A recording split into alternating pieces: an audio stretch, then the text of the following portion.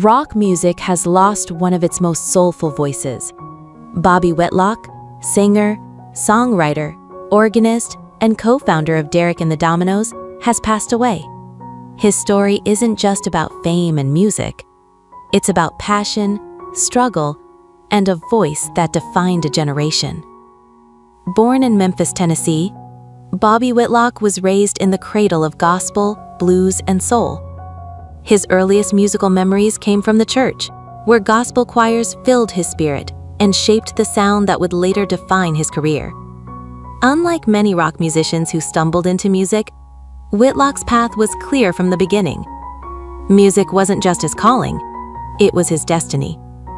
As a teenager, he became the first white artist signed to the legendary Stax Records label, the home of soul greats like Otis Redding, Sam and Dave, and Booker T and the MGs. Bobby absorbed the grooves of Southern soul, blending it with the raw honesty of rock. That unique mixture would one day make him stand out in one of the greatest bands in rock history. In 1970, Whitlock crossed paths with Eric Clapton, drummer Jim Gordon, and bassist Carl Radle. Together, they formed Derek and the Dominos, a band born from friendship, late-night jam sessions, and a shared love of music. The chemistry was undeniable, and in just 1 year, they created Layla and other assorted love songs. That album would become one of the most important in rock history.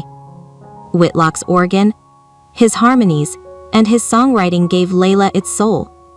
Songs like Bell Bottom Blues and Why Does Love Gotta Be So Sad carried Whitlock's fingerprints all over them. He wasn't just supporting Clapton, he was an equal creative force. But behind the music came chaos. Derek and the Dominos, despite their brilliance, burned out quickly. Personal struggles, clashing egos, and the weight of fame tore the band apart, almost as soon as it had formed. Whitlock, like many artists of his generation, battled through years of hardship. The spotlight dimmed, but his artistry never disappeared.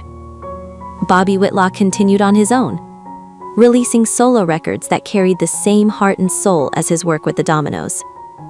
Over the years, he retreated from the chaos of the music industry, but never from music itself.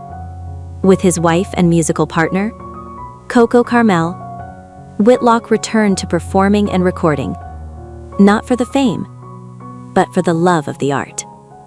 Bobby Whitlock's name may not always be mentioned alongside the giants of rock, but his impact is undeniable. He was the heartbeat behind Layla, a voice of raw emotion, and a musician who brought soul to everything he touched. His story reminds us that true legends are not just the ones who stand in the spotlight, but also those who give the music its soul. As the world says goodbye to Bobby Whitlock, his music remains timeless, eternal, and alive in every note. Rest in peace, Bobby. Your voice will echo forever.